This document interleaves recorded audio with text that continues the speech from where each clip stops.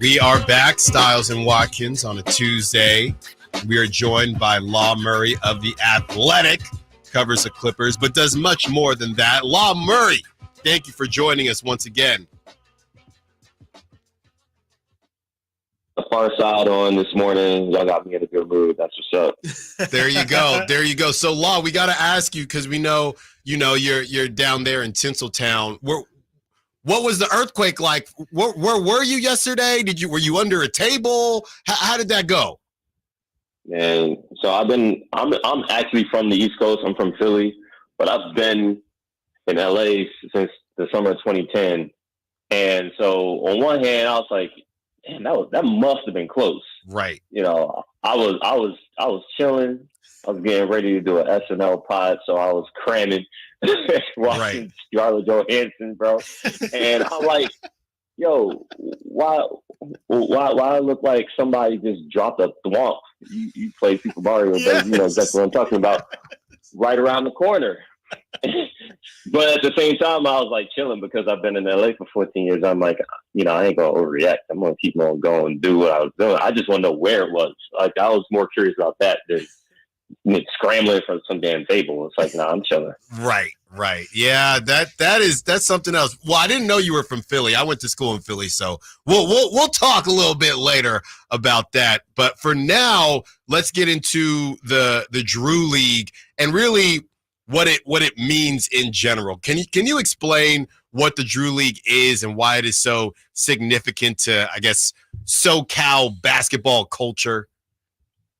Yeah, the Drew League is a pro-am basketball league. Pro-am, so professional amateur. The Drew League is honestly probably the most well-known of all the pro-am basketball leagues. It's been around since 1973. Notable players have played throughout the decades. This is the 51st season to play. So the Drew League is a major institution in terms of basketball culture, not just in LA, but summer basketball scene, period. A lot of people will think back and be like, oh, yeah, I remember the lockout summer from 2011 when Kobe showed up, LeBron showed up, KD showed up. I feel like everybody got a different perspective of the Drew after that summer. So I will say this was one of the quieter summers at the Drew, but the biggest name that showed up by far is a guy who's been playing in the Drew for damn near 20 years. And that's DeMar DeRozan. Like, DeMar has been a staple in the Drew. Like, he used to always say, it's like, I will always show up. I'll play basketball for free. Like, he loves hoop and he loves LA, and the Drew League is a perfect confluence of those two things. So it was not a surprise to see him show up, but everything else, he had never won the championship at the Drew before. So it was going to be interesting to see how this summer went. Yeah, I mean, that's incredible. I didn't even know that DeMar had been playing for that long. I mean, I've obviously seen him play throughout the years. I remember him and LeBron, going, both playing at the same time in the Drew a couple of years ago or however long ago that was. But years ago. How many was that? That was 2 summers ago. That was one of the craziest things I've ever seen at the Drew. Like, that was cinema, man. Yeah, absolutely. I would just remember how insane, and it was just a madhouse there. And I mean, with DeMar scoring 54, and it seemed like from the reports, and I saw the video earlier this morning. I think it dropped yesterday. There was like a 15-point comeback in the fourth quarter or whatever.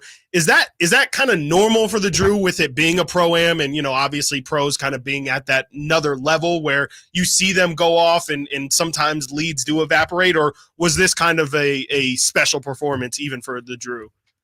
This was a special performance even for the Drew. Like you mentioned, the 15 points entering the fourth quarter. That lead was 25 with 3:45 to go. Man. I mean, if you check my timeline, I was posting because I'm first of all, not only am I an NBA writer, I cover the Clippers. I know my way around the comeback. You know what I'm saying? But even for me, I was like, this game is a wrap. Like, there's no way that they do it. But I was also telling someone like 2 seats next to me, I was like, you keep playing the game. DeMar is different because any other NBA dude who's getting smacked in a Drew League championship game like this probably lays down and it's like, this ain't my night. You probably going to be Chuck of the Year. But DeMar was highly motivated. And this is his city. You know what I'm saying? Like, DeMar wasn't going to, he's going to at least give his team a chance to win the game. And you just got to see what happens. Because some teams, they go up by 20 plus and, sometimes they know how to handle it, but sometimes they fold. Sometimes when they see a game going a certain type of way, they capitulate to the pressure. And that's what was happening. We knew Saturday that DeMar was going to get to the line a ton of times. That's just what DeMar does. He got the line Friday night 12 times and made all 12 of his free throws. Like Sunday, he gets there 24 times by the end of it. But even DeMar wasn't really DeMar. He kind of had to ease into the game. Like he missed 5 free throws. Wow. He missed 5 free throws. And so like DeMar wasn't perfect by any means. Like one of the reasons his team was down by 25 is because DeMar was late. The defensive intensity wasn't there. The attention to detail wasn't there. Like they were giving up corner threes to these dudes. And that's the thing about the Drew League. Just because all these dudes aren't in the NBA doesn't mean they're not pros. Like a lot of these dudes are getting paid to play basketball year round. And they're doing it in circumstances where you got to love basketball. You're away from home. You're not in the United States. You're playing with a new group of guys every year. And then you come home because a lot of these guys are from LA and they get a chance to play in front of their community. They get a chance to play in front of their family and friends in the summertime, but like when all that's over, it's like these guys are signing deals and going elsewhere to play basketball. So like they were getting professionally pounded. And then DeMar took the game over. And even then, like, you don't see this in the Drew. I think in the whole history of the Drew League Championship, there's only been one game where a team overcame a larger deficit than the 25 points that DeMar's team was down by Sunday to win a Drew League Championship. And that game was 18 years ago. I wasn't even thinking of the Drew then. I was in college in Southwest Pennsylvania. Talking to Law Murray of The Athletic. Law, you mentioned the Clippers and that you cover them. The Clippers, I guess, kind of clumped together with the Kings and all of those teams in the second tier. I mean, a lot of teams are off the Clippers with the fact that they lost Paul George and they're adding some guys like Derrick Jones Jr. I saw a report that the Clippers might be interested in trying to add another star as they open up the Intuit Dome and Julius Randle, maybe somebody to just kind of get them back to that star level that they had with Paul George. Do you think they'll make a move that would be viewed as big, like Julius Randle, or like every other team, are they going to enter the Cam Johnson, Dorian Finney-Smith sweepstakes? What do you think the Clippers do? I'm not really looking for them to do any of that stuff right now, especially not Julius. Like, Julius, to me, is a big name that would be a tremendously clunky fit. It would be like there's a lot of people who follow the Clippers and they think that Kawhi needs a power forward to be paired with because they think that, that would ease the physicality and probably keep him healthier somehow. I mean, that's a nice thought, but I don't think that's a priority for what the Clippers are trying to do to build their team. And for every Giannis or Zion, there are a bunch of, look at the fours, look at the Kings four. Keegan Murray.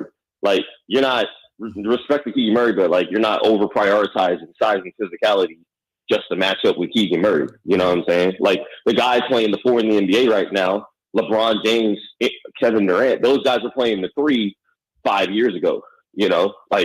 That's where you have to kind of look at the NBA and be like, okay, this is not 2004. So I don't think that the Clippers are looking at Kawhi and Derrick Jones Jr. at the forward spots and saying, oh, we need more physicality. We need a bigger body. And the thing with Julius is, and someone was very kind to bring this up to me not that long ago, that Julius shot incredibly well from 3 in the 2021 season when he won the MIP award, but he's been a sub 3-point shooter since then. He's really durable in the regular season, but Julius has missed either entire playoffs or been compromised in playoffs with his own durability issues. He's getting older. If Julius isn't 30, he's going to be over 30 very soon. I don't think that's a priority. We're going to let the New York Knicks handle handle that. Maybe that's a good problem for them. So I don't see the Clippers as a team right now. I think that roster makes sense. I think they want to go into the season. You guys got to remember the fact that this time last year, they were in the James Harden negotiation sweepstakes with the Sixers, and that was incredibly disruptive. They had one kind of training camp, and a month later, James was on the damn roster, and they eventually had to dismiss pretty much all the principles that they had a training camp around. So I think that they want to give themselves the best chance to be a locked-in, defensive-focused team with a group of guys that need to develop some chemistry and to maintain that chemistry. And we'll see what that looks like several months from now as far as how they evaluate the roster from there. Last one from us here.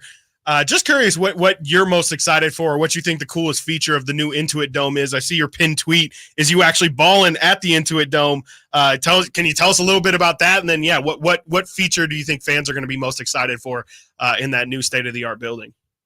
Well, I appreciate y'all bringing that up. I try and I got you. Hey, man, you're looking nice. I see some left-handed layups in here, some like full court left-handed layups. What are we talking about? I try to put the athletic in the athletic. You know what I'm saying? Like, somebody's got to. Some respect on my name. And I couldn't make a shot that day, so I'll tell them myself. Like, I couldn't make threes, but I know how to play the game without making shots. Not everybody knows how to do that. You know what I'm saying? Mm-hmm. But that court that I was playing on is a publicly available court that you can book.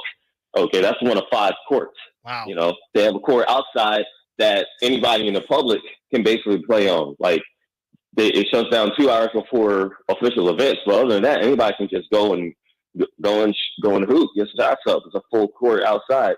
The practice court looks amazing. The actual court itself, there's just not.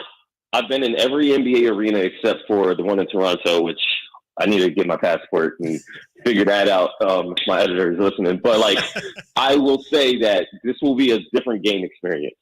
To see that huge Halo board during games, I'm excited to see actual games, and we can't talk about the actual games until October.